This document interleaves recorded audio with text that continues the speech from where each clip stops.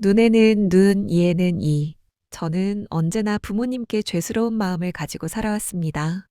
평생을 구두수선공으로 일하시며 새벽부터 밤늦게까지 굽은 허리로 저와 남동생을 키워주신 아버지와 남의 집 청소 일을 하시며 단 한 번도 당신 옷 한 벌 제대로 사입지 못하신 어머니를 보며 자랐거든요. 그분들은 자식들이 굶지 않게 하려고 당신들은 늘 못 먹는 걸 드셨고 저희가 부끄럽지 않게 살 수 있도록 온갖 희생을 다하셨습니다. 그래서 저는 어릴 때부터 꼭 성공해서 부모님께 효도드리겠다고 다짐했습니다. 열심히 공부해서 대학을 나오고 괜찮은 회사에 취직했을 때 부모님이 얼마나 기뻐하셨는지 아직도 기억납니다. 그리고 그 회사에서 만난 김정훈 씨와 결혼했습니다. 처음엔 정말 괜찮은 사람이라고 생각했어요. 성실하고 책임감 있어 보였거든요. 하지만 결혼 후 그의 진짜 모습을 알게 되었습니다. 그는 철저히 내 가족과 내 가족을 구분하는 사람이었어요. 시어머니가 허리가 아프다고 하시면 당장 병원에 모시고 가서 온갖 검사를 다 받게 하고 한약까지 지어다 드렸습니다. 시아버지 환갑 때는 수백만 원을 들여서 성대한 잔치를 열었고요. 처남이 사업 자금이 필요하다고 하면 저와 상의도 없이 몇 천만 원씩 빌려줬습니다. 그런데 제 부모님에게는 완전히 다른 태도였어요. 어머니께서 무릎이 아프시다고 말씀드려도 나이 들면 그런 거라며 대수롭지 않게 넘기곤 했습니다. 아버지께서 낡은 차 때문에 고생하신다는 말씀을 드려도 아직 쓸만하다며 관심조차 보이지 않았어요. 전환점은 어머니께서 큰 수술을 받게 되었을 때였습니다. 갑자기 복통을 호소하시더니 병원에서 담낭에 문제가 있어서 수술이 필요하다고 했어요. 나이도 있으시고 수술비도 만만치 않았습니다. 저는 남편에게 도움을 요청했어요. 그런데 그의 반응은 충격적이었습니다. 수술비는 건강보험 적용되니까 그렇게 많이 안 나올 거야. 그리고 내 아버지가 평생 일했으면 저축한 돈이 있을 텐데 왜 우리가 부담해야 해? 저는 그 말을 듣고 정말 기가 막혔습니다. 시어머니께서 감기만 걸려도 비싼 병원에 모시고 가던 그 사람이 제 어머니의 큰 수술 앞에서는 이런 차가운 말을 하다니요. 결국 제가 적금을 깨서 수술비를 마련했고 어머니께서는 다행히 수술을 잘 받으셨습니다. 그런데 그 일이 있은 지 한 달도 안 되어서 더 큰 일이 터졌어요. 어느 날 남편이 태연하게 말하더군요. 우리 형이 사업 확장한다고 해서 5천만 원 빌려줬어. 저는 귀를 의심했습니다. 제 어머니 수술비 몇백만 원도 아까워하던 사람이 처남에게는 5천만 원을 그냥 빌려준다고요? 여보, 그런 큰 돈을 왜 저와 상의 없이 결정했어요? 우리도 대출금이 있고 아이 교육비며 생활비가 만만치 않은데 내 형한테 내가 돈 빌려주는데 내가 왜 참견해? 가족끼리 서로 도와야지. 그러더니 일주일 후에는 시어머니께서 교통사고를 내셨다며 새 차를 사드려야 한다고 했어요. 그것도 3천만 원짜리 수입차를요. 어머니께서 나이도 있으시고 실수하실 수 있어요. 그런데 왜 하필 그렇게 비싼 차를? 우리 어머니가 평생 고생하셨는데 이제 좋은 차 타시면 안 돼? 너는 정말 속 좁다. 저는 그때서야 깨달았습니다. 이 사람에게 가족이란 오직 자기 혈육만을 의미한다는 걸요. 저와 제 부모님은 영원히 남남 취급받을 뿐이라는 것을 말이에요. 결정타는 그 다음 주에 일어났습니다.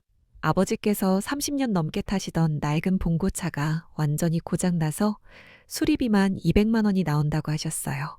저는 남편에게 차라리 중고차라도 새로 사드리자고 제안했습니다. 그런데 그의 대답은 정말 충격적이었어요. 내 아버지가 그 나이에 무슨 새 차야? 버스 타고 다니시면 되잖아. 우리 어머니랑은 상황이 다르다고. 상황이 어떻게 달라요? 똑같이 나이 드신 분들인데 우리 어머니는 우리 가족이고 내 아버지는 내 가족이지. 내가 내 아버지까지 책임져야 할 이유가 뭐야? 그 순간 저는 정말 온몸이 떨렸습니다. 결혼해서 10년을 함께 살았는데 저는 아직도 이 집 식구가 아니라는 거였어요. 제 부모님은 평생 이 사람과는 남남이라는 거고요. 그럼 저도 당신 말대로 하겠어요. 당신 가족과 제 가족 확실히 구분해서 살죠. 뭔 소리야, 그게. 당신이 당신 가족 챙기는 만큼 저도 제 가족 챙기겠다는 뜻이에요. 그날부터 저는 변했습니다. 더 이상 참고 넘어가지 않기로 했어요. 먼저 아버지께 새 차를 사드렸습니다. 중고차가 아닌 신차로요. 남편이 시어머니께 사들인 차와 같은 가격대의 차량을 골랐습니다. 3천만 원이었어요. 남편이 뭐라고 하려다가 제가 그의 논리를 그대로 되받아쳤거든요. 제 아버지께 제가 싸드리는 건데 당신이 왜 참견해요? 가족끼리 서로 도와야죠.